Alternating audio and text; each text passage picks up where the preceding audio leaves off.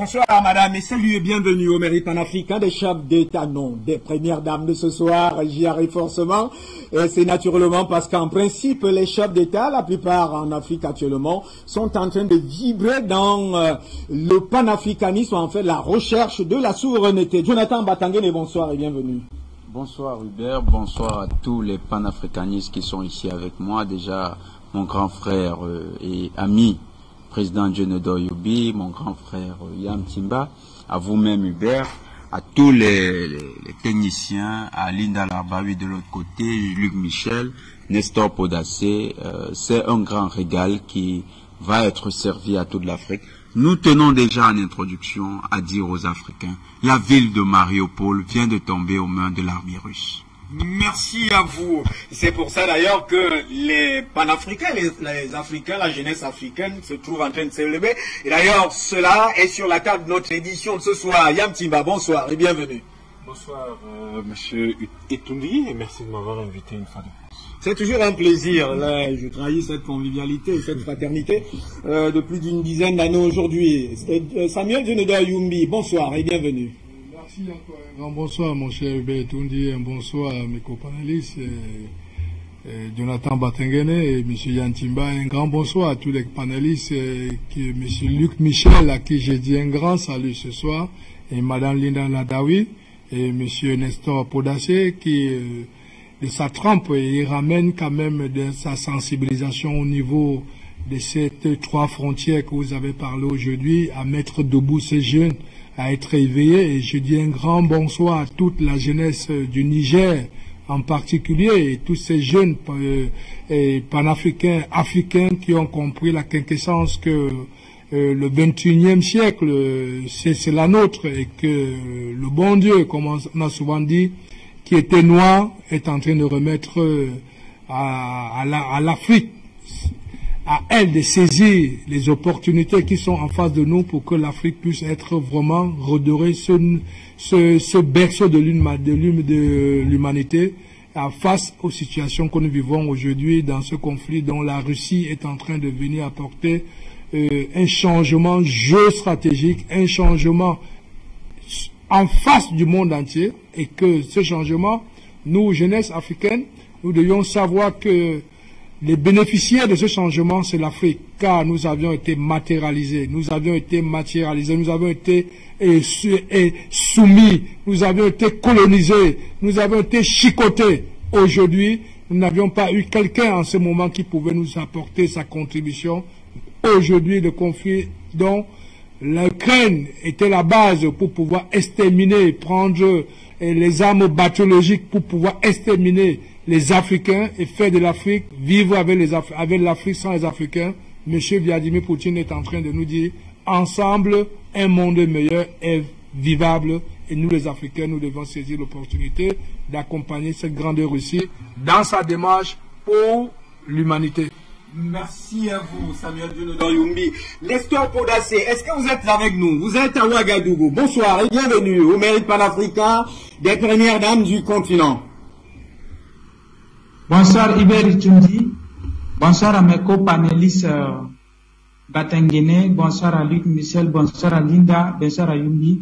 Bonsoir à tous les personnels d'Afrique Média, les techniciens, le PDG, bonsoir à tous les Africains et bonsoir à tous les téléspectateurs d'Afrique Média. Merci. Ce soir a une particularité, vous savez, en fait, tous les experts en sécurité, les géostratèges et même les observateurs avertis ont constaté il y a près d'une dizaine d'années aujourd'hui que la région des trois frontières était caporalisée, capturée, prise en otage par les forces françaises, par une présence internationale. Et vous le savez très bien que le général Michon, en tout cas, il a dit que cette zone-là sera désormais libre et que ces forces ne seront plus de ce côté. Donc l'émission est très importante à ce niveau, car c'est une annonce majeure en réalité qui signale naturellement que la France est en train de jeter l'éponge. Linda Larbaoui, chère madame, bonsoir et bienvenue. Bonsoir, bonsoir à tout le plateau, à nos amis qui sont sur Zoom et tous les téléspectateurs, et tous les panafricanistes. C'est Luc Michel, vous êtes avec nous. Alors, un cadrage ou tout au moins, je pourrais dire pratiquement une chronique, non, mais un balayage de ces deux sujets, vous les maîtrisez très bien, c'est-à-dire, le premier, c'est pratiquement la France qui jette l'éponge et des régions sensibles, c'est-à-dire cette région, cette zone des trois frontières sera libérée. Qu'est-ce que cela vous inspire? Vous avez suivi l'annonce du général Michon, mais aussi cet attachement désormais, cet engouement de la jeunesse africaine vis-à-vis de Vladimir Poutine. Et on sait que du côté de Kiev, en fait, du côté de l'Ukraine, l'Ukraine ne pourra pas résister pendant longtemps parce que Vladimir Poutine a mis tous les batteries de son côté. Luc Michel, bonsoir et bienvenue. Bonsoir et Hubert, bonsoir aux collègues du plateau et aux collègues du Zoom, à Linda et à Nestor et à tous les autres. Avant de parler de l'Ukraine, je vais parler de Barkhane. La déclaration du général Michon, ce sont un général français qui ment sur l'Afrique, comme sur les plateaux de télévision, il ment sur l'Ukraine. Le général Michon, en fait, il révèle le désarroi de l'armée française. La France, elle est coincée entre le désaveu des masses africaines, le rejet du Mali et de la Centrafrique, parce que la Centrafrique est liée au Mali, et en même temps, il est pris d'un autre côté entre le marteau et l'enclume par les plans américains d'américanisation de la guerre du Sahel et d'éjection de la France. La France, quand vous lisez, elle déclare qu'elle va quitter la zone d'extra-frontières, elle déclare qu'elle ne va pas s'installer au Niger, mais qu'elle est prête à intervenir. Elle déclare qu'elle ne va pas s'installer en Côte d'Ivoire, alors qu'elle doit bien aller quelque part en quittant le Mali. C'est le désarroi, c'est le parasitage des plans américains et de l'OTAN. La France ne sait plus à quel sens se vouer, et c'est maintenant la politique du mensonge.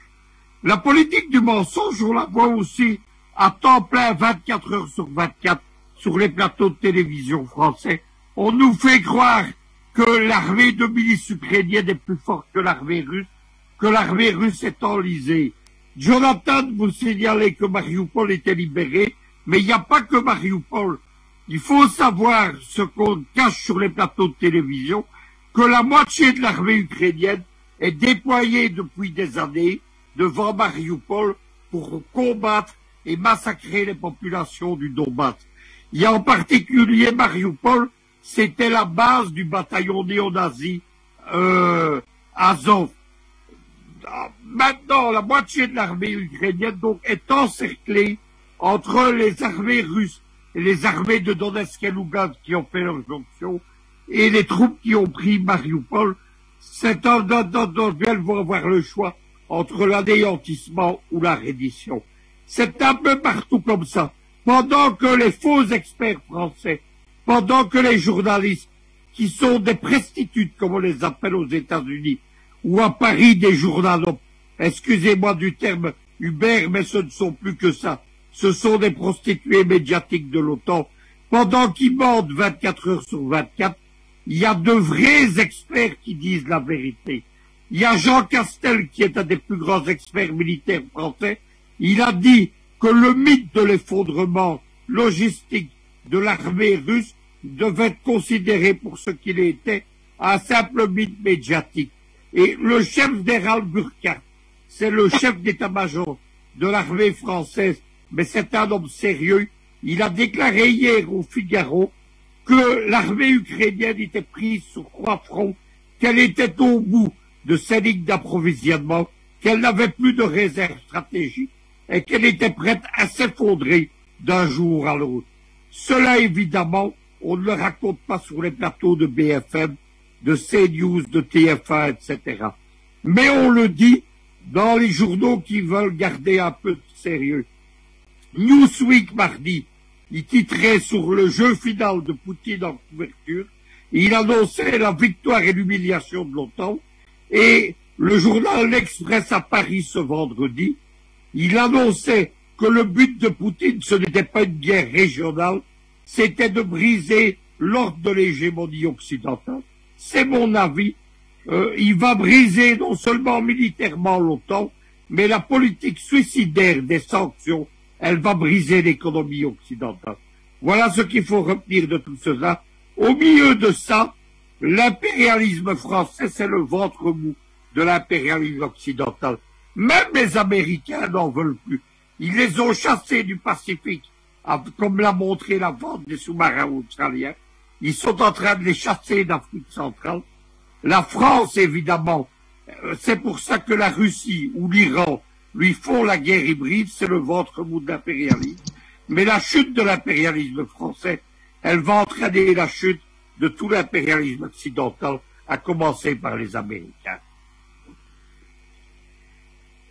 Décision, d'ailleurs, nous l'avons dit depuis hier au cours de l'émission d'hier qu'en principe, et nous disons très clairement depuis que cela a commencé, que la Russie a tous les moyens nécessaires pour aller jusqu'au bout de la démilitarisation, de chasser les néo-nazis qui ont pris fait et cause de s'installer en Ukraine et d'aider l'OTAN à mettre des armes bactériologiques dans cette Ukraine. Et donc, ce n'est qu'une question de temps. Alors, Nestor Podacé, Luc Michel estime que la France est prise dans son jeu de mensonges. La France est en train de dégringoler, elle est obligée de mentir et de polir l'image. Alors, vous, de quel bout vous prenez les déclarations du général Michon? Non, c'est la vérité, ce que Luc Michel a dit, parce que c'est des mensonges. Parce que hier, il est venu, quand les journalistes lui ont posé la question, quand il faisait conférence de presse à l'ambassade de France à Ouagadougou ici, il avait même du mal à trouver des mots, tellement on sentait la peur sur son visage. Voilà, quand tu regardes son visage, il avait même peur de dire certaines affirmations. Et il a même dit que l'incident de Kaya a été, voilà, quelque chose de quoi, bon, il dit que, et suppose qu'en revenant, ils seront plus bloqués. Donc, ça dit qu'il est en train de sonder, voir qu'est-ce que la jeunesse burkinabé va, comment on va réagir à leur retour. Bon, en même temps, nous avons des jeunes frères informaticiens, infographes, qui ont tracé la carte, qu'au retour, ils n'ont qu'à quitter Mali, faire frontière à la Côte d'Ivoire, de quitter Mali, rentrer en Côte d'Ivoire directement. Ou même pas qu'ils vont vouloir faire le détour passant par le Niger-Burkina. Voilà, que sinon en tout cas la voie sacrée Gao, Niger, Burkina, Côte d'Ivoire, là, que ça c'est fini. Voilà, la route est fermée. Donc ils n'ont qu'à quitter le Mali, rentrer en Côte d'Ivoire directement, puisque la Côte d'Ivoire fait frontière avec le Mali. Voilà, donc voici un peu ce que la jeunesse dit à la base. Et que les jeunes burkinabés disent que c'est match aller, on avait joué, maintenant c'est match retour. Et match retour, ils n'ont qu'à s'apprêter aussi qu'ils sont prêts. Donc, donc hier, il parlait, il avait un peu peur au fait, puisque la semaine passée, je les ai remis une correspondance écrite au nom du bloc panafricaniste section de Burkina. J'ai remis ça à l'ambassade de la France. J'ai remis ça à l'ambassade de la Chine, j'ai remis ça à l'ambassade des États-Unis et j'ai remis ça à l'ambassade des USA pour les avertir, pour les mettre en garde, pour dire qu'ils sont là, les grandes puissances sont présents ici et que notre sécurité n'est pas assurée. Alors, qu'est-ce que j'ai dit? J'ai dit d'abord, premièrement, la France qui fut l'un de nos partenaires exclusifs en termes de coopération militaire est là depuis 60 ans, mais nous constatons que sur le plan sécuritaire, c'est un échec. Deuxièmement, Africom est là, des États-Unis, et nous avons cité 3 programmes de formation militaire avec la jeunesse burkinabé, mais jusqu'à là, zéro, il n'y a pas de sécurité. Nous avons parlé aussi de l'Union européenne qui pense que le Burkina Faso est un précaré pour eux, qui sachent qu'au XXIe siècle, nous, la jeunesse, notre territoire n'est pas un précaré pour aucune puissance, et que la politique de la domination est terminée. Il est temps qu'on part maintenant sur des bases égales. Et nous avons interpellé à la Chine populaire les fausses promesses qui sont venues faire au Burkina Faso ici. Quand on rompait les accords coopératifs entre la Chine populaire et le Burkina Faso, la Chine Taïwan avait donné 3 hélicoptères ainsi que d'autres matériels militaires au Burkina Faso. C'était dans les bateaux et ça venait. Et dès qu'il y a eu rupture des accords diplomatiques, la Chine populaire avait promis de donner la même chose et même plus que ça. Et nous avons remarqué, nous avons des frères qui sont dans l'armée. Quand ils vont en Chine pour des formations militaires, la formation est bâclée et qu'on ne les apprend même pas à parler la langue chinoise, ils ont un interprète entre eux. Donc j'ai rappelé à la Chine populaire, les forces politiques, ça ne marche pas ici. Et le jour que je suis allé pour donner la lettre à la Chine populaire, ils ont dit que c'est écrit, Chine-Taïwan est écrit sur la feuille et ils vont pas prendre. J'ai dit, bon, si vous n'allez pas prendre, vous allez soulever l'ambassade, la amener ailleurs, et puis vous n'allez pas prendre. Sinon, du moment que l'ambassade est construite sur la terre de mes ancêtres, vous allez prendre. Et puis ils ont pris. Parce que l'impérialisme a peur de la jeunesse burkinabé. Donc, comme c'est ainsi, donc il est venu pour faire conférence de presse, pour sonder le terrain, pour voir si on va accepter ou pas. Nous, on n'a pas de problème avec eux. Ils peuvent mettre les matériels militaires dans l'avion pour amener en Europe, ça ne pose pas de problème. Ou bien ils peuvent quitter le Mali pour entrer en Côte d'Ivoire. C'est les boys là, comment il s'appelle là? J'ai oublié même son nom. Ils peuvent aller là-bas. Mais en tout cas ici, la voie sacrée là, la jeunesse a dit que ça ne passe pas. Merci beaucoup. Donc, ce qu'il a dit là, je pense que c'est des mensonges, quoi. Voilà, merci.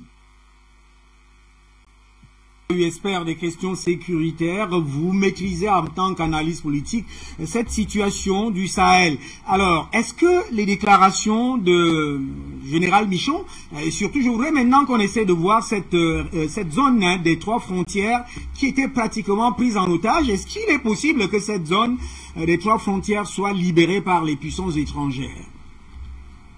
Ben, j'ai une bonne nouvelle, hein. C'est tout le grand Sahara qu'on appelle maintenant, le terme a changé depuis 24 heures, qui va être libéré.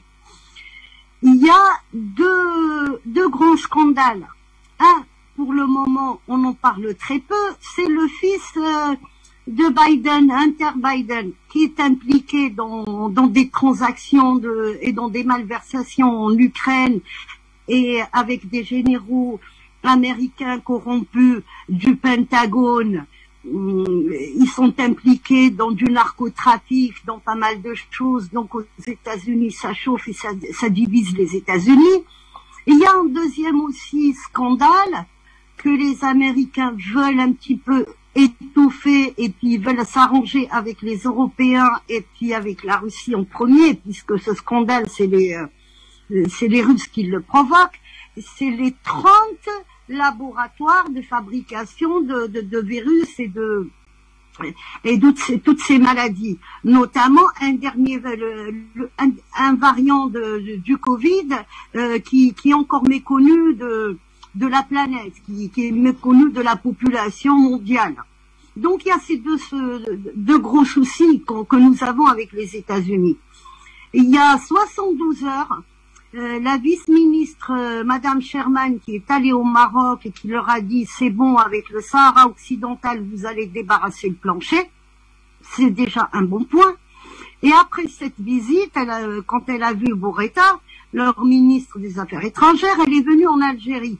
Elle a rencontré le président, elle a rencontré le premier ministre, elle a rencontré pas mal de personnes, hein. Et ils tombent sur un accord. C'est-à-dire que les Américains sortent de ce qu'ils appellent le Grand Sahara et les Russes sortent aussi, mais les Français en premier.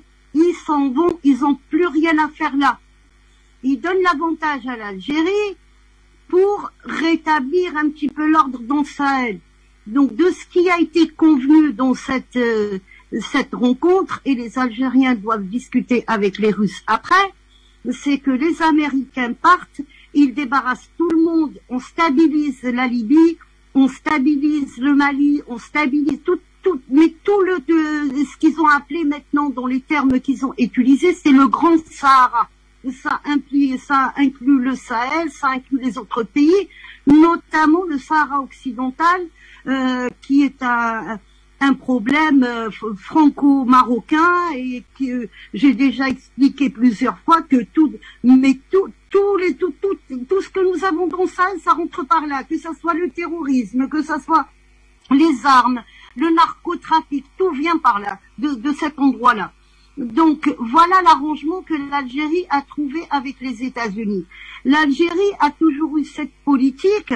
Dans le continent africain, la neutralité, ils sont neutres avec tous les pays, chaque pays fait ce qu'il veut, mais l'Algérie a toujours été opposée à ce qu'il y ait une force étrangère. Une force étrangère, forcément, ça ramène une autre.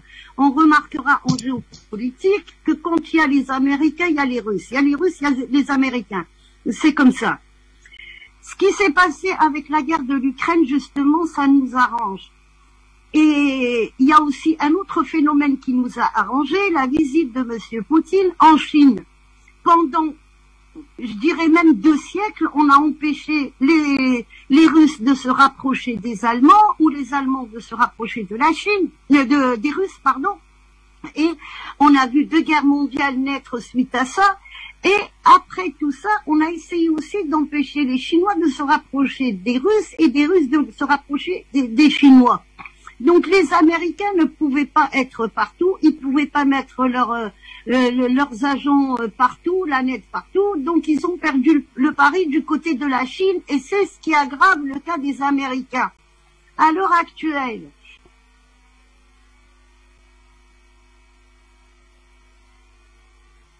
Madame Lina Larbaoui, elle nous a donné assez d'informations. Alors, on revient sur le premier sujet, naturellement. Yam Timba, vous avez suivi les déclarations du général Michon. En tout cas, ce ne sont pas ces déclarations qui sont importantes. Ce qui est important de savoir, pratiquement, la déculottée de la France qui se poursuit actuellement dans la zone du Sahel, naturellement au Mali, Burkina Faso, au Niger. Et justement, Luc Michel disait que c'est la panique et c'est pour ça qu'il y a un mensonge et des mensonges pour pouvoir se redorer l'image d'une manière ou d'une autre. Écoutez, je pense que le moment est arrivé. Le moment est arrivé pour la France de commencer sérieusement à penser comment elle va pouvoir vivre de ses propres moyens, de ses propres ressources. En ce qui concerne l'Afrique, en tout cas, et particulièrement le Sahel, je crois que c'est la fin. Le problème, c'est qu'elle le prend mal. Et que les soldats comme ce général qui parle oublient qu'au fond, ils ne se battent pas pour la France, ils se battent pour les industriels français qui pensent que faire des affaires en Afrique doit forcément s'accompagner de violence. On peut faire des affaires dans un autre pays, mais pas de cette façon-là, pas avec cette violence et sans que nécessairement cela soit de nature à créer des relations tendues avec les pays qui vous accueilleraient volontairement. Le problème dans la situation actuelle de la France, c'est que aucun des pays, particulièrement ceux du Sahel, ne l'a accueilli gentiment. Ça n'a pas été une entente cordiale qui a installé la France dans ces pays du Sahel. C'est qu'elle est dans une situation où partir du Mali, la queue entre les jambes, signifierait nécessairement que à un moment ou à un autre, les autres pays vont la mettre dehors, ce qui historiquement va se produire. Son affaire, beaucoup de gens, ce qu'on a retenu, c'est qu'il n'y aura pas de redéploiement au Mali, au Niger, des Barkhane au Niger. Alors, c'est 4000 soldats, dont 2400 qui doivent partir du Mali. Et je suis très amusé de voir que ce général se préoccupe du fait qu'il y aurait probablement un vide sécuritaire qui pourrait se créer après le départ de Barkhane et qu'il faudrait donc coordonner son départ avec les autorités militaires du Mali. D'abord, c'est pas lorsque la France dit les autorités militaires du Mali, non. Le départ, le Mali, les soldats qui doivent partir du Mali. Du Mali, Et lorsque ce général dit de manière sibylline qu'il faut coordonner le départ des 2400 soldats français avec les autorités militaires du Mali, ce n'est pas sérieux, c'est irrespectueux. Parce qu'il tend à dire clairement qu'il n'y a pas d'autorité politique au Mali, mais qu'il y a des autorités militaires et donc reste sur le refrain d'un coup d'État militaire au Mali qui fait que ce gouvernement n'est pas légitime. Ce n'est pas sérieux et les Maliens doivent réagir pour le recadrer très rapidement, pour lui dire, monsieur, vous êtes en train, ce n'est pas qu'il y aurait des militaires perdus au cœur du Mali qui décident du Mali. Le Mali n'est pas un no man's land. Le Mali n'est pas un Far West américain où chacun fait la loi qu'il veut parce qu'il a un fusil. Non. Il faut coordonner cela avec les autorités politiques du Mali. Oui. Voilà ce qu'il faut dire. Tout la manipulation se cache toujours dans ce genre de détails. Tout à fait. Et il faudrait que, pour général qu'il comprenne que son grade et l'armée qu'il représente sont respectés, et donc il doit du respect à ceux qui sont en face. Ce n'est pas un chef de bataillon malien qui a décidé que les choses se passent comme ça. Ce sont les autorités politiques du Mali qui traitent avec les autres autorités politiques de par le monde. Donc, les gens avec lesquels il traite ne sont pas ses égaux. Parce que s'il continue, s'il dit ça comme ça, les autorités militaires, c'est qu'ils croient que les dirigeants du Mali sont ses égaux. Ce n'est pas ses égaux. Les dirigeants du Mali, ce sont les autorités politiques du Mali. À la tête du Mali, il y a un chef d'État. Et le chef de l'État du Mali, le chef de l'État du Mali n'est pas son égal. Parce que le chef de l'État du Mali a des généraux comme lui, à qui il donne des ordres. Et qui dirige, qui coordonne les activités de l'État, de l'armée malienne. Tout à fait. Ce genre de petites choses ne doivent pas échapper aux Africains quand quelqu'un parle. Parce que vous vous souvenez très bien que le chef de l'État de son pays avait dit que, qui s'appelle Emmanuel Macron, avait dit que au Mali, il y a une junte. Il n'y a pas de junte au pouvoir au Mali. Il faut que ce soit clairement rappelé à tout le monde. Il n'y a pas une junte, il y a des autorités politiques reconnues par le peuple malien qui dirigent le Mali. Et donc, le retrait de Barkhane du Mali est coordonné par ces autorités politiques et pas par des autorités militaires. Et qui ont d'ailleurs pris la décision. Qui ont décidé d'ailleurs du départ de Barkhane. Donc lui, général de son État, quand il parle, il faut qu'il fasse très attention à cela, parce que sans s'en rendre compte, il ravive les tensions entre son pays et le Mali et le Sahel et les autres Africains. Tout à fait. Et il fait pire, et c'est encore plus grave. Il fait pire lorsque dans ce qu'il dit, dans son discours, il dit l'avenir de Barkhane se construirait avec les capitales africaines. Qui lui a dit que les capitales africaines ont besoin de Barkhane? Qui lui a dit ça? Qui lui a dit ça? Ce qu'on lui a dit, c'est que Barkhane doit partir du Mali, c'est tout.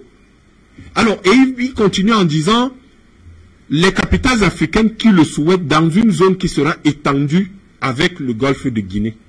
Alors, ce qu'il faut retenir là-dedans, c'est le mot avec. Il y a le mot étendu et le mot avec.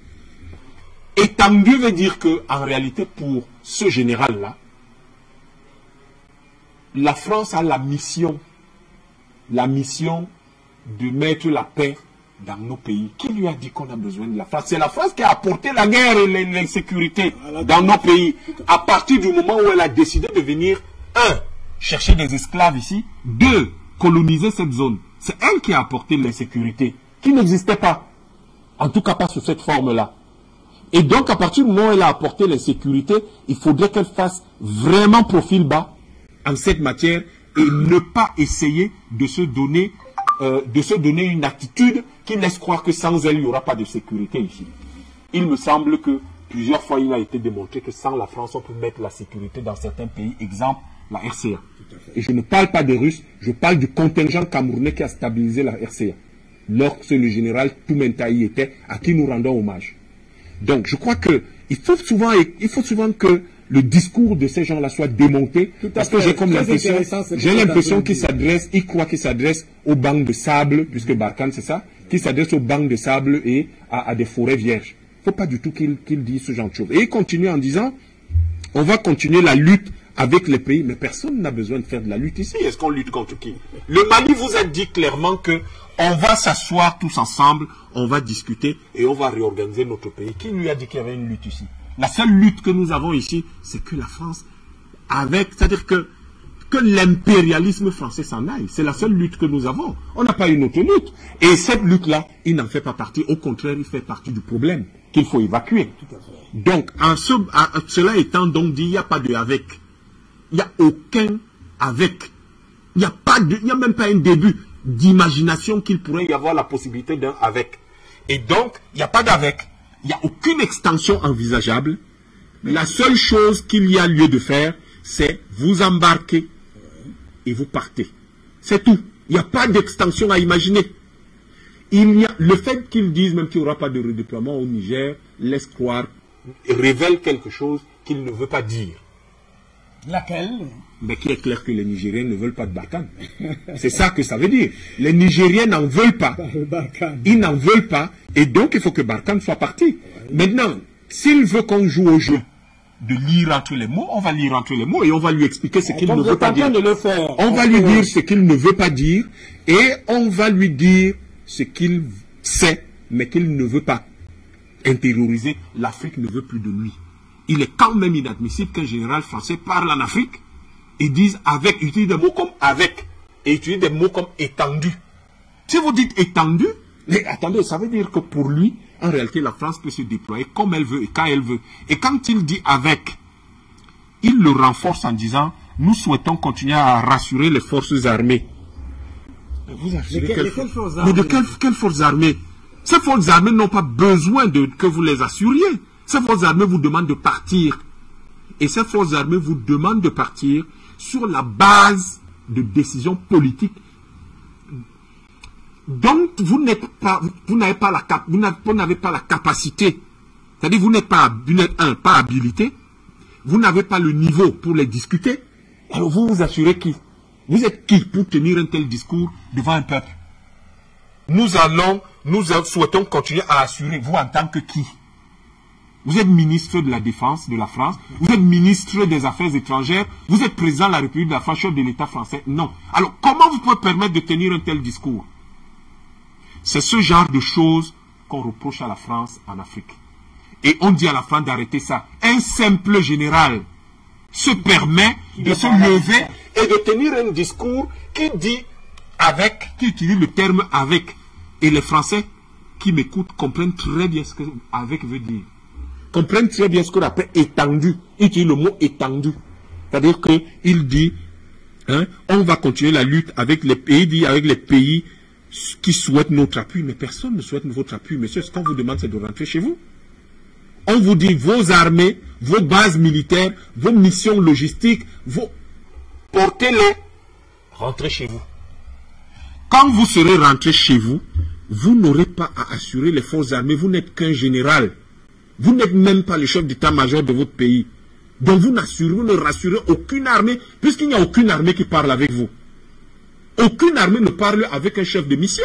On peut découvrir que c'est trop de courage, ça. Non, c'est pas du courage, c'est le mépris français qui s'exprime. Ah voilà, tout à fait. Mais ce mépris est exactement ce qu'on appelle la méconnaissance de l'Afrique actuelle. Parce que je suis sûr que personne ne lui a lu son discours comme je suis en train de le faire. Et il devrait faire attention parce que si je le fais là, c'est parce que moi j'ai pris le temps. Et des millions d'autres Africains, c'est comme ça qu'ils l'ont compris. Et il continue en disant, là c'est la fin, en apportant un appui par les airs ou toute autre mission, tout autre moyen à leur propre mission. Vous n'êtes même déjà pas capable d'assurer votre propre logistique. Et vous me dites que vous avez la prétention d'apporter du soutien aux autres. Tout le monde sait que Barkhane, le transport, c'est les Américains. On sait que la surveillance aérienne, c'est les Américains. Donc, alors, vous apportez quel appui? Donc, vous, comme dans le cadre du franc CFA, si nous avons besoin d'un soutien d'un autre pays qui en a les capacités techniques, donc, comme dans le franc CFA, c'est vous qui êtes l'intermédiaire et vous irez négocier. Qui vous a dit que l'Afrique est encore disposée à ça? Donc, je crois que... Je vais finir, pardon. Donc, je crois qu'il y a quelque chose qui ne va pas chez les officiels français. Ils ont la capacité, la chance de pouvoir garder une petite place en Afrique quand cette Afrique sera indépendante. Mais ils risquent malheureusement de perdre tout cela lorsqu'ils ont des hauts cadres de leur administration, de leur fonction publique qui s'expriment comme ça devant les Africains en Afrique de surcroît. Donc je crois qu'il est important de rappeler que le problème c'était pas le redéploiement au Niger. Ce qu'il y avait là, c'est qu'il y avait un parallélisme des formes qui n'est pas respecté, hein? Et puis deux, on avait une arrogance extraordinaire qui s'exprimait devant un peuple et un simple général qui a le toupet de s'adresser au Mali, de s'adresser à l'Afrique comme s'il avait rang de chef d'État et qui méconnaissait un chef d'État adoubé par son peuple en Afrique, reconnu par les autres États africains et qui semblait ne pas savoir qu'il existait. Merci. Je crois que c'est extrêmement délicat et il faut que ce genre de comportement s'arrête un peu. Alors, Jonathan Batangene, on a suivi Nestor Podacé tout à l'heure. Il disait que pratiquement on lisait sur le visage de ces Michons la peur crainte, en fait, qu'il avait peur, malgré le fait qu'il a avancé, en fait, il a formulé ses discours insolents, arrogants et méprisants, comme vient de le démontrer pratiquement Yam Timba. Comment ne pas être effrayé si on était M. Bichon? Parce que M. Bichon se souvient quand même d'une chose. Il y a quelques mois, la France nous annonçait que, d'ailleurs, le président Bazoum s'était répandu en disant « Nous allons accueillir Barkhane dans son république ». Eh bien, ils se rendent compte d'une chose. Les Maliens, il y a peu de temps, dans la ville de Mondoro, ont subi une attaque terroriste. Ils ont rasé 40 terroristes. Les terroristes en ont tué 27, des combattants de l'armée royaliste. Nous leur rendons hommage aux femmes qui sont tombées, aux familles qui sont ainsi endeuillées. Leur disons, à vous, la nation africaine est reconnaissante. Les terroristes sont allés chercher les renforts. Ils sont revenus. Comme on dit dans les quartiers au Cameroun, ils sont venus avec le retour. 70 sont tombés. Aucun femme blessé. Regardez la disproportion maintenant. Les FAMA balaient en quelques instants 120 terroristes. Alors que pendant que Barkhane n'est plus... Et Barkhane n'est plus là. Que nous disaient les promoteurs de Barkhane et les administrateurs de Barkhane pendant que Barkhane devait partir? Quand nous allons quitter, ce sera la catastrophe. Ils vont tomber par milliers. Ce n'est pas le cas. Mais c'est plutôt le contraire. L'armée malienne a gagné de nouveaux villages dans le nord Mali. On parle de plus d'une centaine de villages qui ont été libérés des mains des terroristes. Plusieurs chefs terroristes ont été éliminés. C'est sans Barkhane. Ils ont même, dans leurs menaces qu'ils avaient proférées, ils avaient dit qu'on va reconnaître la lettre de 1958 de la Zawad. Ils ont même lancé la menace à exécution. Les personnes qui défendaient cette identité azawadienne ont proclamé désormais l'indépendance de Yadao. Ça n'a pas lieu. La matérialisation de l'idée n'a pas lieu. Le monsieur qui vient là à la télé pour s'exprimer. Les Nigériens, Bazoum a déjà eu quelques messages en filigrane. Coup d'État manqué. L'armée nigérienne elle-même n'est plus d'accord avec l'armée française. Les Américains sont spectateurs amusés et égayés de la débâcle française. Pour montrer aux Français qu'ils ne les aimaient même plus trop, ils ont récupéré le contrat des sous-marins avec les Australiens. Deuxième des choses, ils ont dit aux Turcs, allez négocier maintenant les contrats d'armement avec les anciennes puissances de l'espace francophone. Les Français sont en débandade dans le monde. Ils sont en débandade. Ce général, quand il vient s'exprimer, et Nestor Podassé l'a bien dit, il était apeuré. Parce qu'il savait qu'en fait, tout ce qu'il dit là, c'est du mensonge. Mais il s'exprime un peu comme Florence parlait lorsqu'elle était venue mentir également au Sénégal. Je crois que c'est notre sœur qui avait eu la bonne expression. Je crois notre sœur là, il faut rappeler son nom. Elle avait donné, Blawa. Voilà, à Blawa. Elle avait dit que c'était un problème psychologique. Une dissonance, je crois comme ça. Une dissonance. Mais monsieur Bichon, qui est un militaire, s'il arrive déjà à trembler devant les gens, vous devez comprendre que ça veut dire que même l'armée française ne tient plus debout en Afrique. Eh bien, il faut aussi le dire, le Mali a un allié puissant. Nous avons annoncé la chute de Mariupol, ou du moins la libération de Mariupol. À Blawa, c'était une disjonction cognitive. Disjonction cognitive. En fait, c'est même l'expression que devrait utiliser notre frère Podassé. C'est encore une disjonction cognitive qu'on a observée chez ce monsieur, chez ce général. Mais c'est rare, parce qu'un général est formé, et je crois bien, grand frère Yam, il est formé à des situations extraordinaires. Donc, s'il perd son sang-froid et commence déjà à avoir des problèmes de disjonction cognitive, ça veut dire que l'affaire est grave. Il n'arrive plus à tenir lui-même. Vous savez, le militaire, ça peut être un menteur professionnel, et surtout au niveau du grade de général. Mais là, c'est la preuve que la France ne tient plus debout. La France est en chute libre. Une chute accélérée par quoi? Les Russes ont décidé de dénoncer tout le mensonge occidental à partir de l'Ukraine. Les Russes qui sont aujourd'hui les alliés des Maliens, ils ont pris Mariupol. Mais qu'est-ce qu'on apprend? Vous avez suivi le grand scandale. La fameuse attaque de la maternité de Kharkiv. On a vu une actrice, une Miss, venir jouer les femmes enceintes. Un mensonge grandeur nature. Ce général tremblait aussi à cause de tout ça. L'Occident tombe à tous les niveaux. Les 26 laboratoires biologiques spécialisés dans la recherche militaire, pilotés par le secrétaire d'État à la défense américain en Ukraine. Les Russes les ont démantelés. Les documents montrent qu'il y a une nouvelle forme de coronavirus qui était en préparation. On a expérimenté en Ukraine. Les Européens ont dit c'est du complotisme. BFM, LCI, TF1, France 2, c'est du complotisme. Il n'y en a pas de biolaboratoire. Les Chinois ont demandé aux Nations Unies, on veut connaître la vérité sur ces biolaboratoires. Tout à fait. Aujourd'hui, l'humanité entière sait que les Russes avaient raison. Le complotisme s'est éventré. C'est devenu la réalité. Les populations européennes sont aujourd'hui en train de demander à ces gens, dites-nous la vérité sur ces biolaboratoires américains. Et c'est bien parce que... Américains en Ukraine. Ce n'est pas les laboratoires ukrainiens, parce qu'on peut croire que les Ukrainiens, ils n'ont pas ces moyens. C'est pour ça qu'il faut préciser. On voit donc qu'à la tête de tout ça se trouve le fils de l'actuel président des États-Unis. Joe Biden.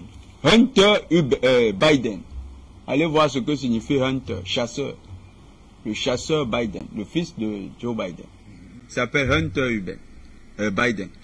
Hunter est à la tête d'une société qui est propriétaire de ces biolaboratoires. Allez voir aussi ce que Hunter fait à ses heures perdues. Narcotrafiquant, consommateur de drogue. Il a rallié à toute son équipe une bande de narcos et de consommateurs de drogue. C'est pourquoi Poutine avait dit, nous sommes en Ukraine pour débarrasser l'Ukraine d'une bande de narcotrafiquants et de drogués. Deuxième chose, le maire de Melitopol est aujourd'hui devant un tribunal, devant le procureur du Donbass. Vous savez que le maire de Melitopol a été arrêté. Il est devant le procureur du Donbass. Qu'est-ce qu'on lui reproche? Financement des mouvements néo-nazis. Précisément, le bataillon Azov. Le maire de Melitopol était donc un soutien actif des nazis. Des nazis. Que dit Vladimir Poutine? Opération de dénazification de l'Ukraine. Aujourd'hui, à Kharkiv, après la contre-offensive de l'armée ukrainienne, où elle aurait perdu plus de la moitié de ses effectifs contre les forces du Donbass, les néo-nazis sont officiellement l'armée ukrainienne à Kharkov. Voilà les néo-nazis qui deviennent l'armée ukrainienne.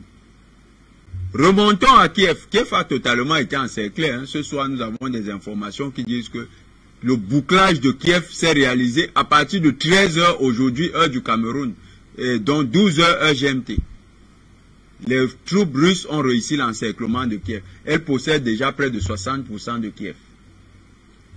Les forces qui sont en présence à Kiev, 20 000 mercenaires, y compris les mercenaires de anciennement Blackwater.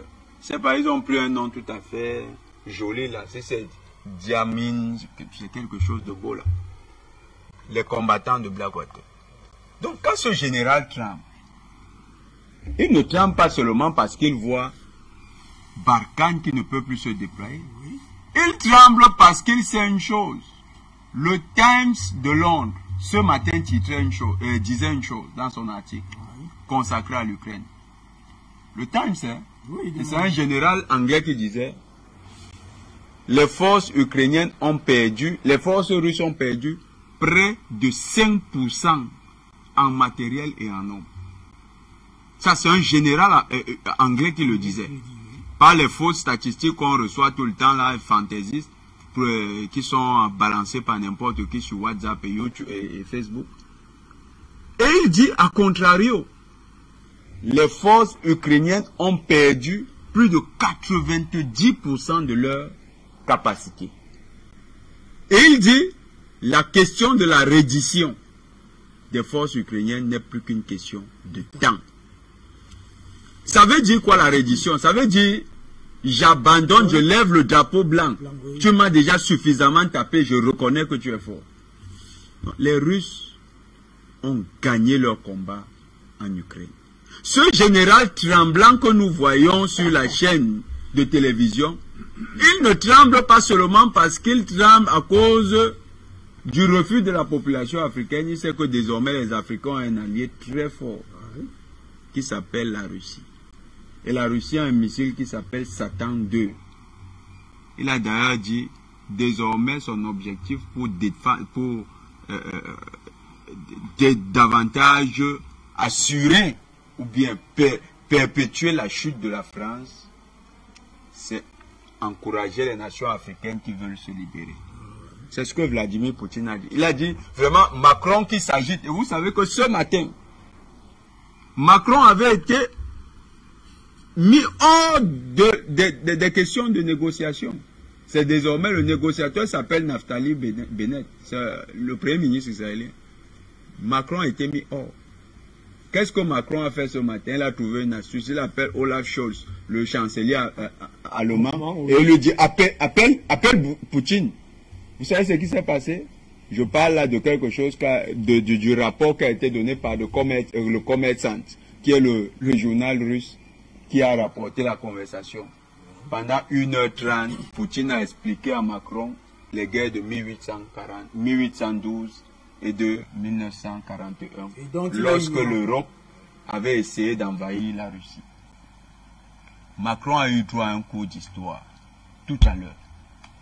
Mais vous savez ce qu'il allait dire dans les médias français? Nous avons demandé, parce qu'il faut toujours faire le victorieux, nous avons demandé un cessez-le-feu immédiat au président Poutine. Pourtant, il était un auditeur libre chez Poutine, qui était devenu le maître d'amphithéâtre, qui lui donnait une leçon magistrale d'histoire politique, géopolitique et militaire. Donc, voilà la réalité. Macron exclut des cadres de discussion internationale. La France en pleine chute libre, Poutine annonçant qu'il va accentuer la chute libre de la France. Ce général venait, s'il était tremblant, c'est parce qu'il comprenait que désormais, il va avoir son petit bureau, on ne sait pas, ou bien à Dijon, ou à Nice, ou quelque part en France. C'est fini le temps de galipeter en Afrique, de se prendre pour le général des généraux d'Afrique. Il est désormais devenu un militaire normal qui va aller occuper une fonction normale dans sa petite France. Merci. Alors, Jonathan Batangene, merci à vous, Jonathan Batangene, beaucoup d'informations pour ce jour, des informations très fraîches qui aujourd'hui démontrent à suffire à ceux-là qui participaient par réseaux sociaux, nouveaux médias, c'est le nom le plus professionnel, c'est-à-dire les nouveaux médias, c'est là qui gabandaient là-bas et qui pensaient que la diabolisation de Vladimir Poutine et la Russie pouvait justement donner les moyens à la France ou à l'OTAN de s'en sortir, que non. Non et non, c'est terminé pour un monde des orgueilleux, des insolents et des arrogants qui n'ont pratiquement pas grand chose ou alors aucune leçon à donner. Alors, pour les Africains, la jeunesse africaine, Samuel Dionedo Yumbi, cette situation de ce général, quelle est la lecture que vous faites? Et de son mensonge, on l'a démonté. Yam Timba a dit tout à l'heure qu'en principe, c'est un monsieur qui n'a pas le droit de parler aux Africains comme il a fait. Jonathan estime qu'en principe, son bureau doit être dans une banlieue désormais, quelque part à Nice ou je ne sais pas où. Donc, il n'a même pas d'intérêt. Alors, la jeunesse africaine, les panafricains, qu'est-ce qu'ils pensent? Bien même à Lorient, chez son ministre des Affaires étrangères. Je pense que nous, les Africains, nous sommes tous Africains et nous avons une égalité en face de nous, que ce que nous pensons et ce que nous vivons, c'est ce que nous tous nous souhaitons.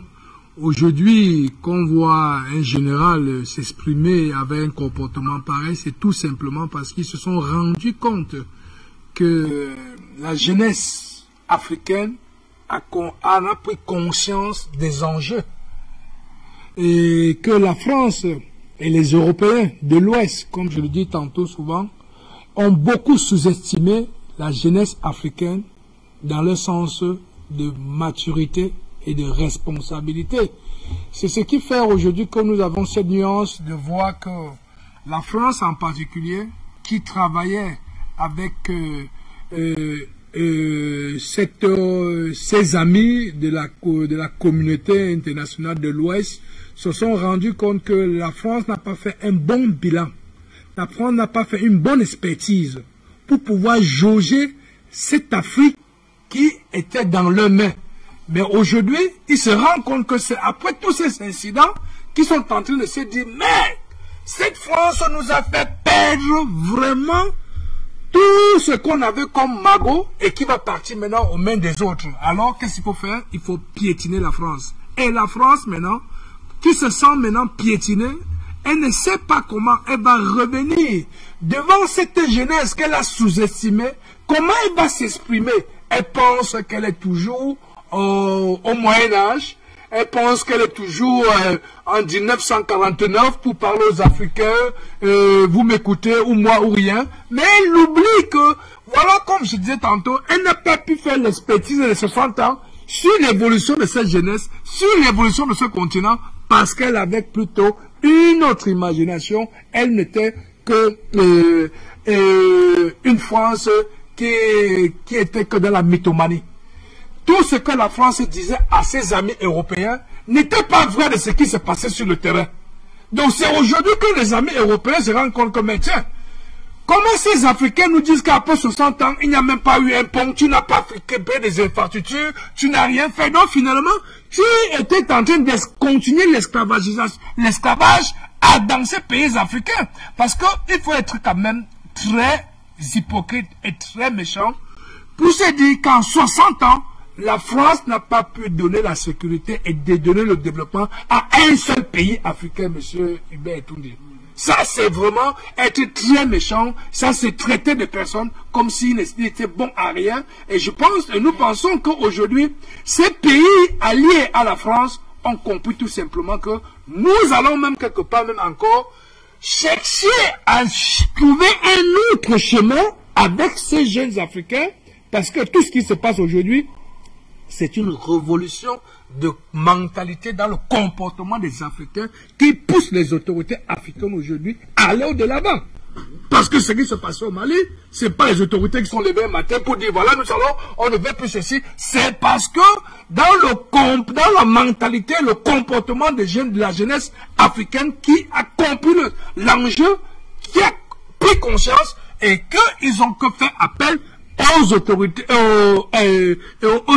en place, de leur dire voici ce que nous pensons, voici ce que nous voulons. Comme nous ne pouvons pas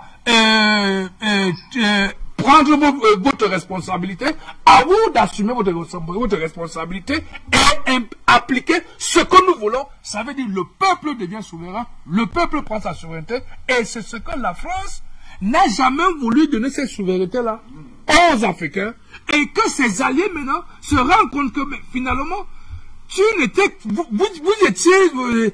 dans un monde, la France est restée dans un monde antérieur.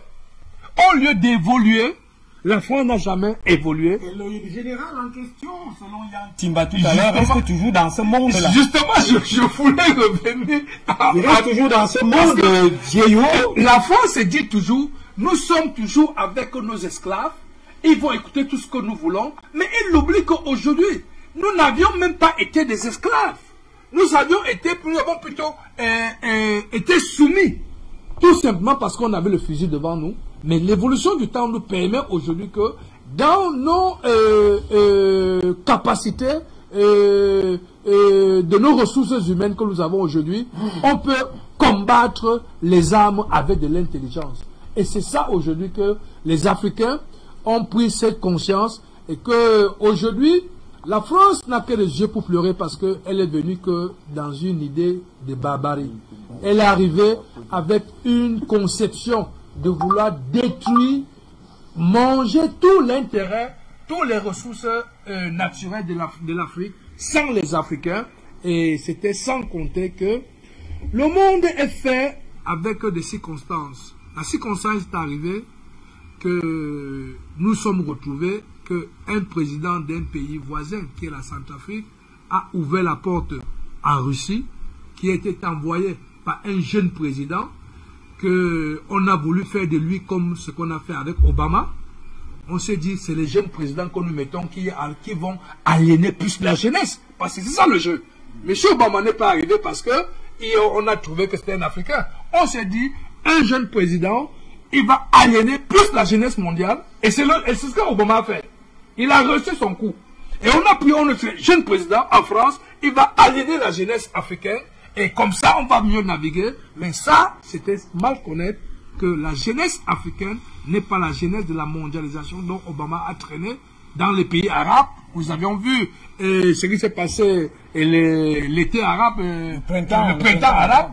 Nous avions vu ce qu'Obama a créé en Amérique du Sud. Et tout ça, mais en Afrique quelque part, la jeunesse africaine, que nous avons cette spécificité d'être des personnes matures, cohérentes dans notre connaissance et dans notre sens de maturité. Nous avons un très grand sens de responsabilité parce que nous savons ce qu'il faut faire et ce qu'il ne faut pas faire. C'est ce qui a coincé aujourd'hui qu'arrivé en Centrafrique, la Centrafrique vient de demander l'aide. On s'est dit, allez vous chercher là-bas en Russie. Arrivé en Russie, l'ours russe qui n'attendait pas une opportunité pareille a su saisir au bon moment et entrer en Centrafrique. Et ça a marqué la jeunesse africaine. De se dire ce que nos parents ont souffert. Et la France était venue pour les accompagner. Mais on se rend compte que le blanc qu'on disait, le blanc français là, nous ont fait plutôt souffrir. Aujourd'hui, voici maintenant les Russes que nous n'avions même pas connus. Qu'ils arrivent maintenant, tout d'un coup, viennent nous changer carrément l'atmosphère, nous sortent de l'insécurité, nous donnent l'espoir de vivre et nous donnent la possibilité de rêver, chose qu'on ne rêvait même plus. Donc il y a deux qualités. Donc ça veut dire qu'il y a deux qualités de blancs. On croyait que tous étaient des blancs. On se rend compte maintenant qu'il y a un autre blanc et il y a une autre qualité de blanc. L'autre qualité de blanc là, c'est qui? C'est les Russes. Et ces Russes, comme Dieu le fait toujours, après un deuxième terrain dans le jeu encore, le Mali. Et arrivé au Mali, il a fait l'extraordinaire parce qu'il a trouvé sur place, comme je disais, que on va sortir par là, oui. Le sens de maturité de la jeunesse qui a compris de sa souveraineté pour pouvoir prendre leur destin en main, leur pays en main, en interpellant maintenant les autorités à aller de l'avant pour faire des négociations, pour prendre des décisions, pour mettre les signatures en marche. La Russie est arrivée à démontrer maintenant à tous les restes des pays africains, je peux le dire, des 54 pays africains. Parce que nous sommes en train de voir au Tchad, où on dit qu'il y a un groupe de jeunes qui soutiennent le CNT, qui soutiennent la France, qui ont marché pour soutenir la France. Là, nous interpellons les jeunes, ces jeunes-là de dire, aujourd'hui vous êtes au Tchad, mais si vous jouez à ce jeu, tant pis pour vous, parce que les frontières entre le Tchad et le Cameroun, nous ne voulons pas nous retrouver dans ces histoires, parce qu'on a voulu entraîner la Centrafrique, permettez-moi, M. Joubé-Tondi, on a voulu entraîner la Centrafrique avec le Tchad. Chose a été la maturité de ces hommes d'État. Alors, comme je voulais pour sortir par là, pour dire, cette jeunesse qui se retrouve aujourd'hui au Mali a apporté qu'une contribution que le grand Poutine, la Russie est arrivée, s'est dit, avec un peuple, une jeunesse pareille, je suis obligé moi-même d'apporter une contribution forte. Et c'est cette contribution forte-là qui nous permet de voir que, finalement, ce même Russie n'est pas là seulement pour nous aider, mais ils veulent maintenant nous apporter à nous de saisir l'opportunité pour sortir dans cet engrenage que nous sommes à l'intérieur depuis 60 ans, en allant sur un autre front, et le front où il est allé dans ce conflit en Ukraine, nous interpelle maintenant de se dire, nous avons vu les réalités, le réalisme de la Russie en Centrafrique, la réalité, la pondérance, la maîtrise, la compétence de la Russie en Mali. Aujourd'hui, que la même Russie se retrouve en Ukraine, elle est en train de se dire à vous, la communauté internationale, comme vous racontez là, moi-même, je suis comme vous, on ne veut plus entendre cela, parler. Nous allons trouver une vraie communauté internationale en mettant en exergue tous les faux, les faussetés, tous les mensonges, tous les gabégies que nous avons rencontrés, que moi, en tant que cette grande nation, je vous livre donc tout ce tapis vert, à vous de savoir maintenant que voici une opportunité. Comme nous voulons nous libérer, à vous de vous libérer et on créera ensemble ce nouveau monde. Merci à vous, Samuel Djonodo Yumbi. Au standard, les téléspectateurs devraient quand même se préparer déjà. Mais je vais aller très rapidement avant de revenir au standard de ce côté-là, vers Luc Michel. Alors, Luc Michel, lorsqu'on suit d'une manière succincte avec vous, lorsqu'on suit tous les développements sur ce plateau, la France est dans les sales draps. Mais c'était le sujet d'un livre qui est paru il y a 2 mois environ, et il s'appelle, bon, il est fait par des experts sérieux, il s'appelle Le déclassement français, et il fait suite à l'histoire de la France-Afrique qui est partie le jour de l'ouverture du sommet de Montpellier à l'éditeur du Seuil à Paris.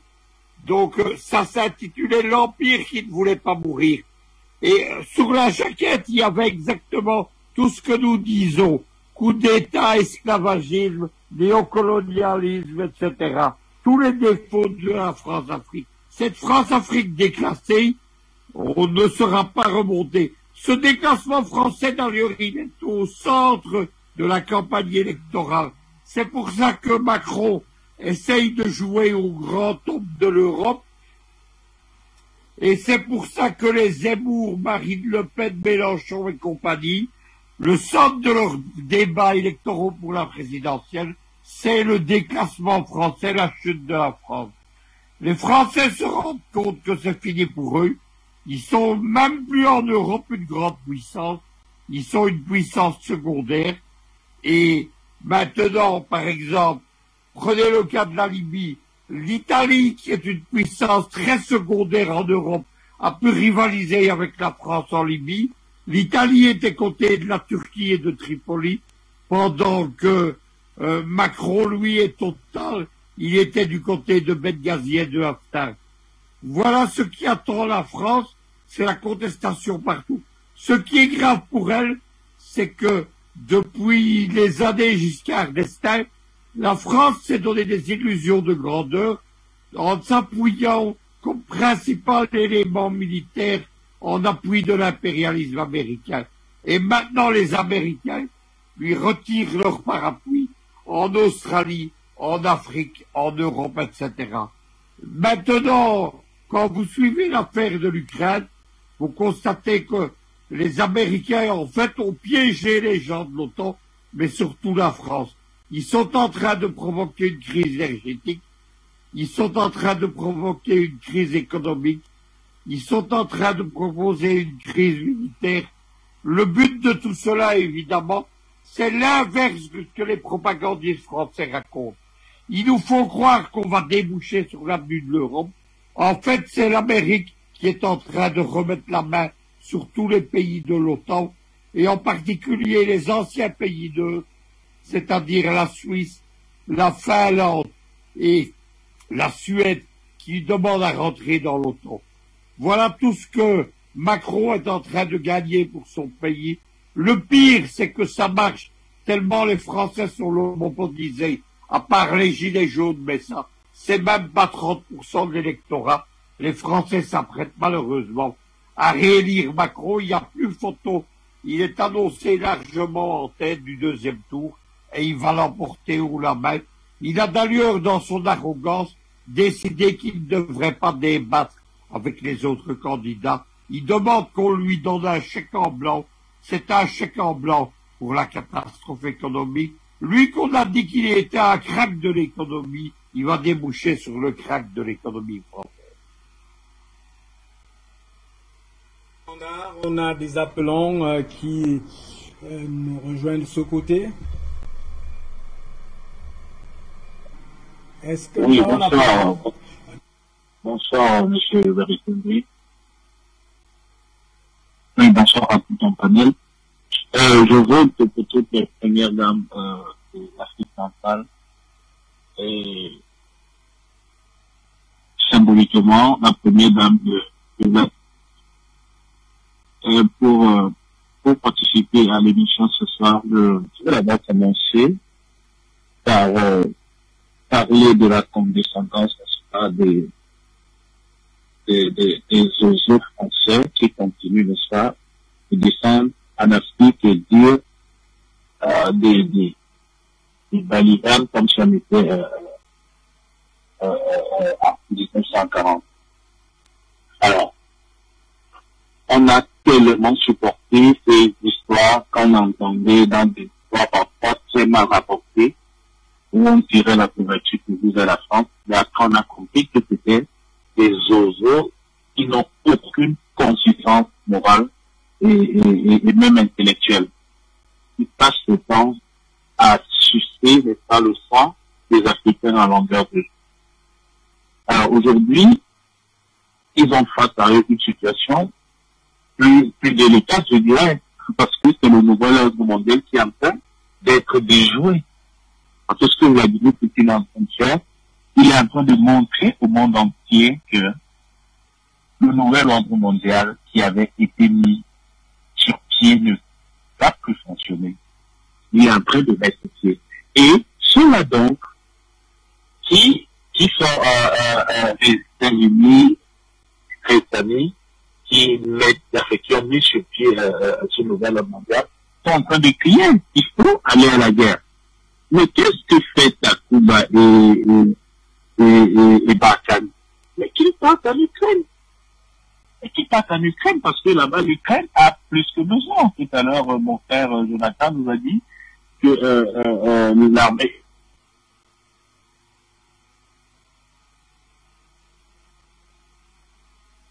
Peut-être un problème de connexion. Alors, est-ce que nous avons notre appelant derrière?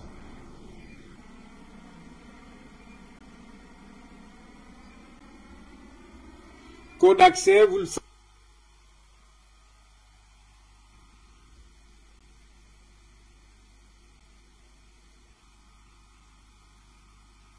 Est-ce que nous sommes avec cet appelant? Vous êtes à l'antenne, cher monsieur, allez-y. Ok, merci bien. Bon, cher Réverekondi, c'est encore une fois le jeune retour de Gitega, Delpha. Je présente, on est tous reconnus. Salut comme ça des panélistes qui sont en temps. Je donne mon vote. Première dame. J'ai envie de dire que ce soit à toutes les dames en fait en d'une manière ou d'une autre, elles ont leurs époux. Ou bien s'abstenir dans ce grand bavardage dans lequel les États-Unis nous dressaient contre l'homme fort de Russie. Donc bravo à ces dames. Il a donné de bons conseils comme ça à nos dirigeants qui envoient comme des synergies, en tout cas dans le cas qui nous occupe ce soir, à savoir comment dirais-je, passement de linge de politique télévisée à l'été. Ce soir, il n'y a pas grand chose à ajouter parce que c'est effectivement décrit. Effectivement, c'est encore un dernier.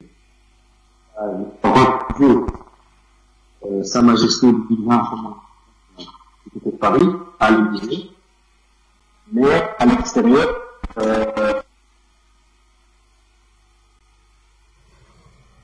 Alors, un problème de connexion ou de réseau entre nous et Gitega au Burundi. Est-ce que derrière Delphin, nous avons un appelant? Bon, bonsoir, Ide. Bonsoir le panel. Bonsoir, PDG d'Afrique Média, je l'embrasse. Bonsoir, président Banakani, que j'adore. Moi, je vote comme Madame Dia. Je voudrais ajouter un peu sur ce que M. Samuel a dit concernant M. Obama. Vous savez, Obama, l'État a déjà préparé Obama. Obama, il était venu en mission, c'était de légaliser ce que vous voyez là. Légaliser les donc Baba est venu légaliser cela, comme on le dit au quartier. Lui c'était sa mission, parce que les blancs là, eux c'est pas de dire que lui, nous légalisons ça. Voilà, donc Obama était venu en mission. Voilà. Et Macron aussi pareil. Ce que j'aimerais dire aux Maliens, que ce soit Maliens, Camerounais, protéger les bases militaires. À chaque fois, les djihadistes viennent assassiner les militaires dans des bases. Les bases que les Français ont construit en Afrique, le plan là. Venez voir le plan. Mais ceux qui viennent, il faut gagner la Russie. Venez voir les bases américaines. Pour que quelqu'un puisse attaquer une base américaine, mais il faut se lever à 2 heures du matin. Et c'est contrôlé. C'est une base en Afrique. Pourquoi tu rentres dans une base camerounaise là, il a du comme ça. Les gens peuvent venir, les djihadistes là, eux ils peuvent venir attaquer. Mali attaquer. C'est des trucs, en tout cas, il faut sécuriser, protéger. On ne peut pas se lever comme ça pour rentrer dans une base, c'est tout se rentrer là-bas. En tout cas, il faut se lever tôt. Donc, je voudrais dire à tous, que ce soit le Cameroun, le Mali, tous les pays du territoire de l'Afrique, le départ de Blaman, là, on va parler de ça, là-bas, là, on va parler de ça. Parce qu'il faut protéger les bases militaires. Nos bases en Afrique ne sont pas protégées. Il y a l'Amérique dans le pays. Il faut protéger, comment on appelle, les militaires. Il faut qu'ils soient protégés. Il faut qu'ils soient protégés. Les militaires, là. Ils tombent trop. Donc, je vous remercie pour tout ce que vous faites en cette mission. I love you guys. Bye bye. Depuis les États-Unis, un autre appelon derrière Madame Pinders.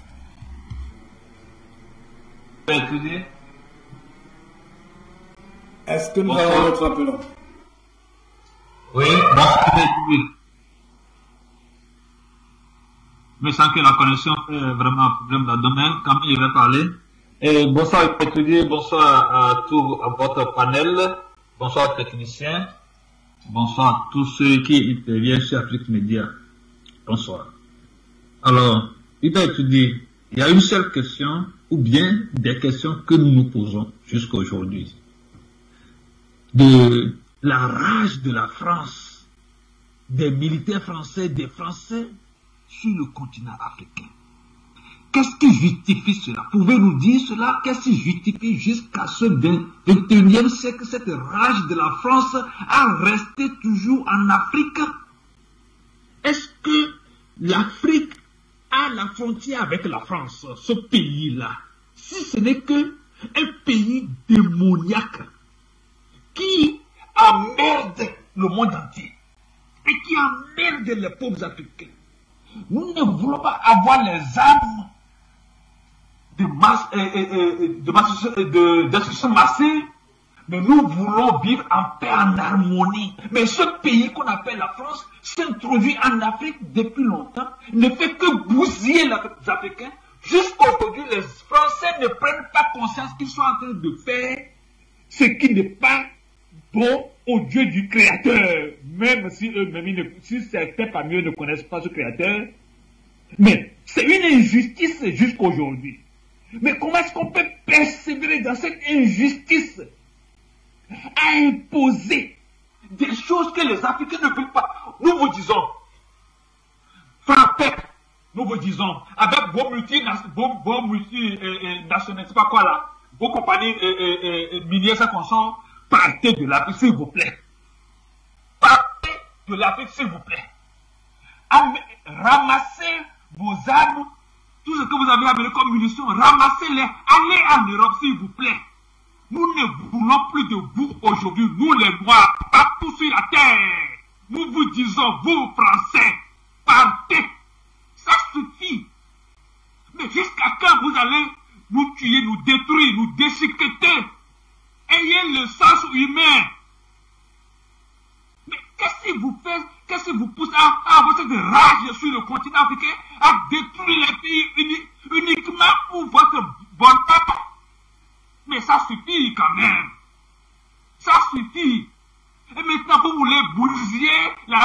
golfe de Guinée. Parce que c'est là où se trouvent vos gaz, vos richesses. Mais comment? Est-ce que vous êtes des humains? Mais ce n'est pas possible. Comment est-ce que quelqu'un va rester à penser uniquement que pour détruire les autres chaque fois? Comment faire pour les soumettre? Comment faire pour les éliminer ou humilier? Mais vous n'êtes pas des humains. Sachez que le Créateur, il vous voit. Il sait ce que vous faites. Nous verrons la suite. Oui, ainsi. Que Dieu vous bénisse dans ce combat. Que nos États, les chefs d'État, prennent conscience et chasser l'Afrique, la France de l'Afrique, de nos États. Ayez le courage de leur dire, partez. Ça suffit. Que Dieu vous bénisse. Vous vous retrouvez naturellement sur le combat. Derrière Amondre, on va prendre peut-être un ou deux derniers téléspectateurs. Bonsoir et bienvenue. Code d'accès, vous le savez, vous votez, vous contribuez.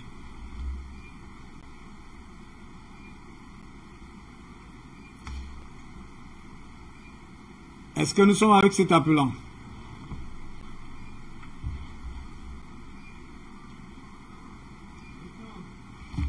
Bien, il est parti celui-là, et ça nous permet de repartir de l'autre côté donc pour boucler ce sujet avec Nestor Podassé.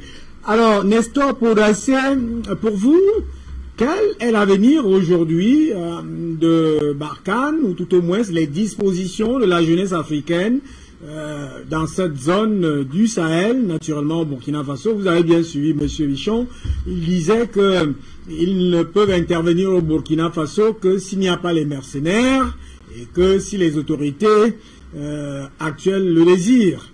Alors, quel est l'avenir de cette opération? Le peuple burkinabé a donné son point de vue depuis le 16 novembre 2021 en bloquant le convoi de l'armée française à Bourg-Glasso ici. À partir de Ouara, ça a été bloqué et ensuite ça fait près de 10 jours plus à Kaya. Donc nous avons déjà donné notre position, c'est clair.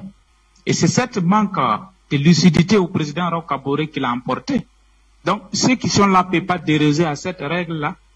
C'est très clair. Notre position est claire. Nous ne voulons pas d'une armée étrangère ici au Burkina Faso. Déjà le détachement qui est à Camboinsin, le peuple burkinabé demande, ils n'ont qu'à partir. Donc si il quitte le Mali, c'est rentrer en Europe. Rentrer comment? Elle est très simple. Nous allons lui faciliter la tâche. Comme il ne sait pas comment ils vont rentrer, la jeunesse burkinabé dit, les militaires français qui sont au Mali n'ont qu'à rentrer dans l'avion direction Paris. Les matériels militaires, ils n'ont qu'à laisser ça. Ils ont trop pillé le sous-sol africain. Donc, ils n'ont qu'à rentrer et puis laisser ces matériels-là ici. C'est pas grave. Actuellement, là, on a plus besoin d'eux en Ukraine que dans le Sahel ici. Voilà. Nous-mêmes, Africains, on va se prendre en charge. Et je pense que c'est l'occasion pour nous de nous prendre en charge. Donc, ça là, il n'y a même pas de débat. C'est très simple. Voilà. La position de la jeunesse burkinabé est claire. La position de la jeunesse africaine est claire. Nous ne voulons plus d'une armée d'occupation étrangère sur notre sous-sol. Voilà. Nous voulons que celui qui doit venir vienne avec l'accord du peuple. Et si tu vas venir aussi, il y a tes limites. Ce que tu dois faire, ce que tu ne dois pas faire. Et puis tu t'en vas. C'est aussi simple que ça. C'est pas compliqué. Quand tu viens, ma maison prend feu. J'ai dit à mon voisin, viens m'aider. On va éteindre. Tu viens et le d'éteindre, tu verses essence pour que ça prenne encore feu davantage. Mais si je dis d'arrêter, tu refuses d'arrêter là. Si je te blesse, c'est toi qui as cherché. Donc, il faut arrêter, il faut partir. C'est aussi simple que ça, c'est pas compliqué. Voilà. Il est temps que les Africains s'assument, quoi. Voilà. Comme Thomas Sankara l'a toujours dit, un peuple conscient ne doit jamais confier sa sécurité à une tierce personne parce qu'il est spécialisé dans le domaine de la sécurité. Ça ne se fait jamais. Donc, elle est très claire. Le peuple burkinabé a donné son point de vue. Nous ne voulons plus de Barkhane ici. Et le général a bien dit, sur la demande des autorités burkinabées, donc ça veut dire que nos autorités n'ont pas droit à nous désobéir. Ils doivent faire ce que nous on veut. Et ce que le peuple veut, ils le savent. Ils savent pourquoi ils sont arrivés au pouvoir. Ils savent que c'est parce que le peuple a commencé à manifester contre la présidence française qu'ils sont venus au pouvoir. Voilà.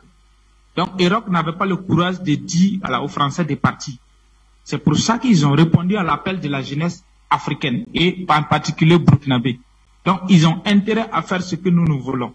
Et non, parce qu'actuellement, la France profite toujours des périodes transitoires pour signer des accords bidons. Et cette fois-ci, ça ne passera pas. Parce que vous vous rappelez, c'est le 9 janvier 2015, sur la transition, que le ministre délégué à la coopération a signé un accord bidon avec la France. Voilà. Et encore, actuellement, nous sommes en transition. Donc, ils veulent profiter, faire des tapages médiatiques, mettre un peu de pression sur nos militaires qui sont là. Voilà. Parce que dans ces 2 jours au nord de Burkina, au Sahel, à Djibo, c'est toujours des attaques, des attaques, des attaques. Donc, c'est une manière de mettre pression sur nos militaires qui sont là, afin qu'ils signent certains accords avec eux. Mais c'est trop tard. Si tu as échoué au Mali, c'est pas au Burkina que tu peux réussir, puisque c'est le même Sahel. Voilà. Donc, un enfant qui va dans l'école, tu fais la même classe pendant 9 ans. Tu redoubles la même classe pendant 9 ans. Il n'y a plus de solution. On te renvoie à la maison chez tes parents pour emploi. Les parents vont s'occuper de toi. Donc, le Sahélien dit vraiment, pendant 9 ans, la situation sécuritaire ne fait que se dégrader. C'est bon, la France, armée française, allez-y maintenant à Paris. C'est aussi simple que ça, c'est pas compliqué. Voilà, nous allons nous assumer nous-mêmes. C'est tout ce que nous demandons. Nous ne voulons pas vraiment rentrer en confrontation, mais s'ils obligent la jeunesse burkinabé à s'assumer, nous allons nous assumer. Donc, il n'y a pas à tourner de gauche à droite. De toutes les façons, la leçon de novembre 2021 est là. Et cette même jeunesse n'est pas morte, elle est encore là, elle est encore vigilante. Et nous veillons, nous veillons. Il dit qu'en repartant, c'est pour rentrer à Abidjan, il y a des forces européennes qui sont dans Takuba qui doivent rentrer, telles que les forces italiennes, les forces espagnoles, les forces quoi. Bon, nous on n'a pas dit de ne pas rentrer, hein, mais ils peuvent prendre avion, c'est simple. Ils peuvent prendre avion, ils peuvent rentrer. Mais dire qu'ils vont faire cortège de longue de 5 km, 6 km, comme ils ont fait pour passer la fois dernière, moi, je n'ai rien dit, mais je sais que la jeunesse va s'assumer. Ça, c'est clair. Parce que c'est match retour. C'était match aller et il y a match retour. Merci. Alors, on peut comprendre que l'Algérie a joué un rôle déterminant dans cette affaire parce que la bruit diplomatique entre l'Algérie et la France, le ciel aérien avait été fermé pratiquement à l'opération Barkhane, appuyant ainsi la position malienne qui était celle justement des aspirations des populations, du peuple qui en réalité exigeait le départ de cette opération Barkhane. Linda Larbaouz. Oui, bien sûr qu'elle a joué un rôle important, mais tout à l'heure j'étais coupée justement. Aujourd'hui on sollicite l'Algérie pour essayer d'arranger le coup, pour essayer de négocier. Mais il y a une chose, c'est que l'Algérie a un allié de taille, c'est la Russie. Nous étions très très proches, même dans les années 90, donc je ne vois pas l'Algérie tourner le dos à la Russie. Ça, ce n'est pas possible. Pour que tout le monde le sache, je connais bien la politique de mon pays et je sais que l'Algérie ne lâchera pas la Russie, parce que la Russie non plus n'a pas lâché l'Algérie. Ça, c'est important de le souligner. Et c'est un peu pour ça aussi que l'Algérie avait coupé l'espace aérien. C'était pour laisser le champ libre aux Maliens qui demandaient justement une aide à la Russie. Et l'aide à la Russie, on voit que les premières armes que nos amis maliens ont reçues, les hélicoptères, sont passés par l'Égypte. C'est l'Égypte qui a ouvert son espace aérien. Donc, vous savez, je parle pas de l'Algérie parce que c'est mon pays, parce que nous sommes en face les Occidentaux. C'est nous qui avons toujours tout subi. Ça a commencé chez nous dans les années 80, ça s'est aggravé dans les années 90. Jusqu'en 2006, nous avions un embargo. Nous avions un véritable embargo où s'il n'y avait pas toute cette diaspora dehors et qui a aidé son pays, le pays aurait sombré, réellement sombré. Aujourd'hui, moi, j'ai pas confiance aux Américains. Quand j'ai démarré avec les Afrique Média, je disais les Américains sont derrière tout ça. Aujourd'hui, c'est les Américains qui chassent les Français en réalité. Pourquoi? Parce qu'ils veulent justement dans le déplacement de cette nana là, dans son déplacement, elle est venue pour voir par rapport aux investissements, qu'est-ce qu'ils peuvent faire dans le Sahel, tout ça pour essayer de moderniser, pour essayer d'émanciper la région. C'est ce que notre ministre des Affaires étrangères avait dit quand il a visité le Mali la dernière fois. Il avait bien expliqué aussi que s'il y a des jeunes qui sombrent dans le terrorisme et dans le narcotrafic, dans tout ça, c'est parce qu'il y a la pauvreté. Et puis il faut en finir avec tout ça. Il faut en finir avec eux. On n'a pas besoin d'eux. On peut manger du pain avec de l'eau. C'est la tranquillité. Nous avons vécu, nous, les Algériens, une guerre civile où on demandait juste la paix. Et c'est ce qu'on demande aujourd'hui dans Sahel. On ne peut pas sécuriser un pays sans un autre. Et cette France, il faut qu'elle nous fiche la paix une fois pour toutes.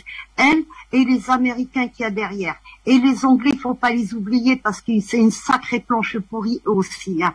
Donc, débarrassons-nous de tout ça une fois pour toutes. Et la Sherman, elle peut retourner chez elle. Nous, on a un continent à construire. Et puis une solidarité entre nous qui est nécessaire et qui est primordiale même, c'est existentiel pour nous, et que la Russie aussi réussisse son coup là où elle est. Je leur souhaite tout ça. Ils sont en train de gagner du terrain et croyez-moi, rien qu'en Pologne, il y a 1,5 million réfugiés. Vers là où j'habite en Moselle, ils nous ont ramené des cartes. Ça fait 3 jours que les cartes se déversent en Moselle. Et ils vont se retrouver avec, c'est une bonne politique de Monsieur Poutine. Ils vont se retrouver avec une dizaine de millions de réfugiés ici. Et il leur a dit, vous voulez les Ukrainiens, vous allez les avoir. Il est en train de leur envoyer et ça va être, nous sommes, je peux vous dire une chose, nous sommes au bord d'un printemps européen. L'Europe risque d'exploser s'ils ne font pas quelque chose et ils ne prennent pas des véritables mesures dans toute cette histoire, et avec leur nazi là qui a en Ukraine et leur base arrière qui est au Canada avec l'appui des Américains.